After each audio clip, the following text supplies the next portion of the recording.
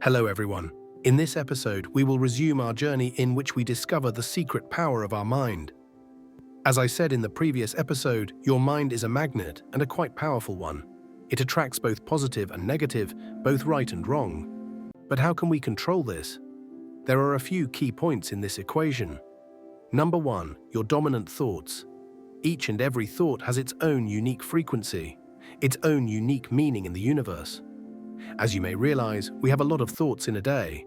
Experts say that we have between 6,000 and 6,000 thoughts a day. That's a lot. And the thing is, every thought is like a stone. Every time you have it, it adds up to a pile. Think of it enough times and it becomes a mountain. This can work with positive thoughts, developing mountains and mountains of self-belief, great emotional states or good things coming your way.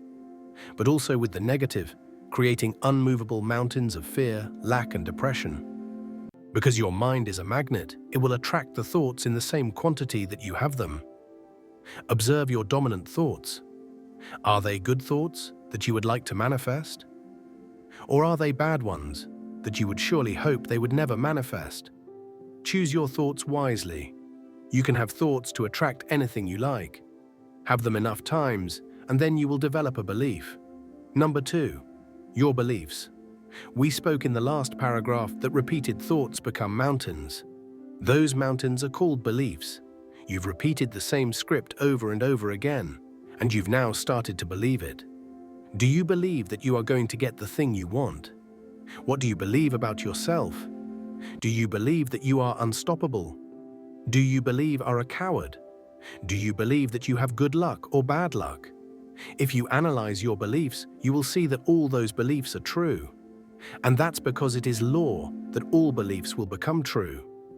There are no truths in reality, only half-truths. What is right for me is wrong for you. The glass half full for me is half empty to you. The 6 I see on the ground is a 9 to you. And the thing is, if you take in the consideration the half-empty, half-full glass, we are both right. But also at the same time we are both wrong. Because at the core, it is just a glass with water, no more, no less. The thing is, we as humans give meaning to life. Life doesn't have a meaning. But don't get depressed. That doesn't mean don't live your life because it is meaningless. It means that we have an opportunity to give it a meaning. You can make your life beautiful by deciding that every bad thing has something good in it. And if you look back into your life, almost all of the bad things gave you either a lesson or a cool story that you can tell. You can give to something bad a good meaning, and somehow that bad thing will turn out good. Do you consider yourself unlucky? Then you might actually really be.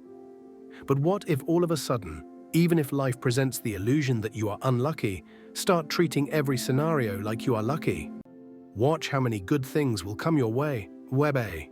Do this experiment and see its results, and tell me in the comments what came your way.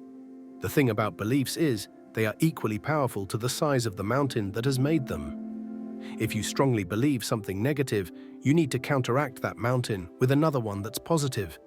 But it will take some time to make it bigger than the one you actually have. So don't get frustrated if it doesn't work fast or the first time. That's a trap, so that you don't evolve. Number 3. Understand that you don't create anything, you attract. There's this misconception that we create reality. We cannot create reality, reality is already created. We can only attract in reality what we are resonant with. Nothing more, nothing less. If you want to attract, become resonant with that thing. Do the things needed to have that thing. You want success, become the person that you think has success. If that person is disciplined, so be it. If that person is working every day, so be it. If that person believes wholeheartedly that he is going to make it, so do it. You can't have the life of a successful person if you are not one yourself. Number 4. Identity strongly tied to beliefs. You cannot go over your identity. You cannot be successful if you see yourself as a loser. Identity, the same as beliefs, is created through past experiences and repeated thoughts. Why do you think of yourself as a loser?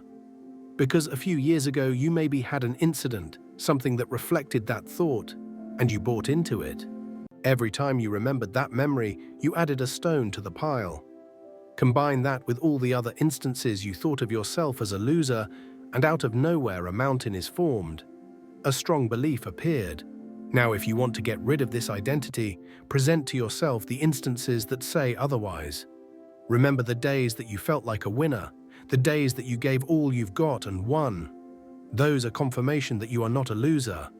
If you don't have any, go and get some, because that's the most effective way to create a truth.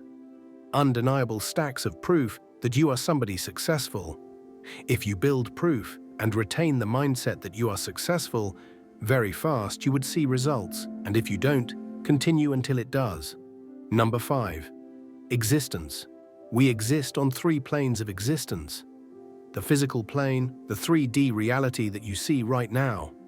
The mental plane, your conscious mind. And the spiritual plane, aka your subconscious, soul, emotional plane. We are 3-dimensional beings, and we operate on this 3 planes. The 3D reality is just a reflection of the mental and spiritual plane. It's like a mirror that presents who you are spiritually true of this reality. To change your life, you need to focus on the latter two, the spiritual and mental planes. For those are the causal realms. You can't look at the mirror and try to change the image in it because you simply can't. But by changing yourself, you change the reflection that's in the mirror. So don't be preoccupied with what happens in your life, for life is a delayed materialization of past frequencies. And the thing is, if you react to those happenings, you actually reintegrate and affirm them in your reality, because you emit a frequency of having those situations. So focus less on the external and develop the internal, for all creation begins in the mind and soul. Number 6. Entities. Think about entities as energetic beings, created from the emotion and thoughts you have every day. They are created and sustained by those mountains that we've talked about. They are the guardians of those beliefs, who work endlessly to bring that belief into fruition in your reality. They are created alongside beliefs the same way, and their only goal is to survive by feeding of the emotion that it was created from. It will sway people, conditions, and events to reflect the mountains that we've talked about. And the thing is, you've created them, by mistake or by intention, through repeated thoughts and beliefs. Let's give an example. Let's say that something happens bad to you, and then your reaction is, "Why am I so unlucky?" You emit a specific frequency and emotion, repeat it enough times, and an energetic entity is formed that will try to get from you the exact emotion in the exact way by making you say, "Why am I so unlucky?" It will make you unlucky so that it can feed of your emotion. And the same goes the other way. The thing is, they don't want your downfall, nor your success. They simply want to remain alive. Have you ever tried to do something good, out of your comfort zone? Something that elevates you, and then out of nowhere, some obstacle comes to perfectly destroy your progress? That's the entity coming to try and extract the emotion of apathy, negativeness, and anger from you. If you react, you are doomed. You need to simply ignore it and move forward with your work. Solve the problem and move on. If you get stuck, you will remain there until you become conscious of the fact that you need to not react to the circumstance. There are more things to talk about reality creation, and we will talk about them in the next episode. To better understand the concepts, please take each and one of them and try to apply those facts into your life. Don't believe me word for word, but test the information into your own life and see what works for you. Self-development is a long journey and a quite beautiful one, so stay on the right path and choose your information wisely. Until the next time, stay aware.